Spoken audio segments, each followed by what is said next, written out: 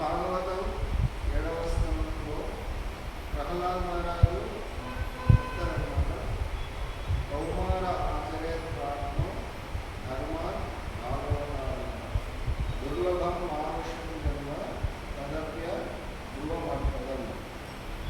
అంటే మనము భాగవత ధర్మాన్ని, భగవంతుడికి సంబంధించినటువంటి భక్తి చేసేటటువంటి ధర్మాన్ని చిన్నప్పటి నుంచే 5 సంవత్సరాల వయసు నుంచి మనము సాధన అనేది చేయాలి.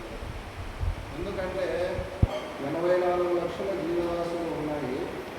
వాటన్నింటిలో కల్లా ఒక మాట్లాడే శక్తి కానీ ఆలోచించే శక్తి ఇతర జీవులతో పోలిస్తే మనిషికి ఎక్కువగా ఉంటుంది. కాబట్టి ఇతర జీవులతో పోలిస్తే మానవ జన్మ లభించడం అనేది గొప్ప వరము, అదృష్టం.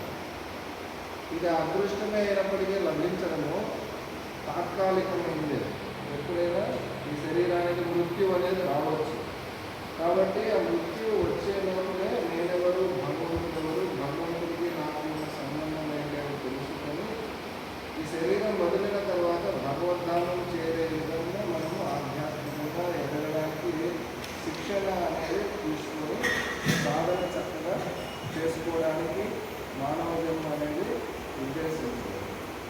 ఎందుకంటే చాణక్య పండితుల వారు చెప్తారు, ఆయుష క్షణ ఏకోపి నలభ్య స్వర్ణకోటి. గడిచిన క్షణకాలం కూడా కోటాను కోట్ల బంగారు నాణాలు ఇస్తామన్నా కూడా ఎవరు మనకు తిరిగి ఇవ్వలేదు.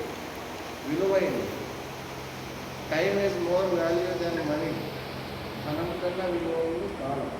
కాబట్టి మనము ఒకసారి ఒక క్షణాన్ని మనం కోల్పోయామంటే కొన్ని లక్షల కోట్లు వెచ్చించినా ఆ క్షణాన్ని తిరిగి పొందలేము.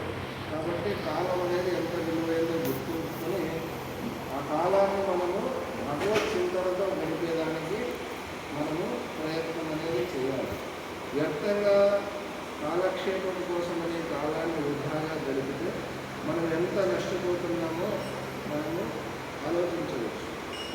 ఒకసారి ఒక క్షణం గడిచిపోతే 1,00,000 కోట్లు ఇచ్చినా పొందలేమంటే కాలం అనేది ఎంత విలువైంది. కాబట్టి అటువంటి విలువైన కాలాన్ని భగవత్ చింతనతో గడిపేదానికి మనం ఎక్కువ ప్రయత్నం చేయాలి. హరే కృష్ణ. అందరూ కూర్చుంటే